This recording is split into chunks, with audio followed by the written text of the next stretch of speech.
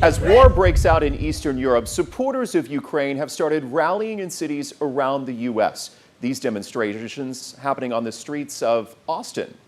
Here in Southeast Texas, the crisis is hitting home for those who have friends and family in Ukraine.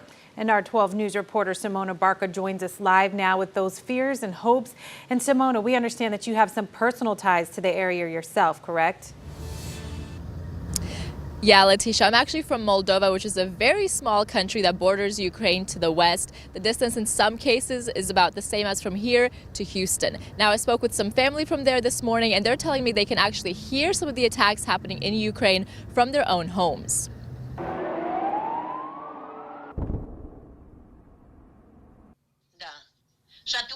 This morning at 5, then again at 7, we heard a booming explosion in the distance.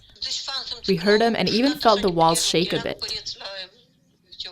Marina Donica and her husband heard this explosion from Teranești, Moldova, a small country bordering Ukraine to the west. The distance between her and the attacks in Ukraine, about 90 miles, the same distance between Beaumont and Houston. Attacks in Ukraine began around 5 a.m. local time this morning, with Russian forces attacking Ukraine's main cities and military bases, and the attacks are still ongoing. Well, we had 30 years of independence, and now they're taking it away from us. Uliana Trulowski is a Southeast Texan with roots and family and friends still in Ukraine. My cousin, who I spoke to, she was saying she lives in Lviv, and she said everything is quiet right now in the city, but huge lines at the ATMs, everybody's trying to take their money out, everyone's trying to buy gas, everyone's buying food, stockpiling food, kind of like we do here for a hurricane or something. She says she remembers a different Ukraine when she lived in Kyiv in the 90s. I remember when I went there in 92, it was like this euphoria, you know, oh, we're going to be Europe, we're going to be Western, we're going to have beautiful country,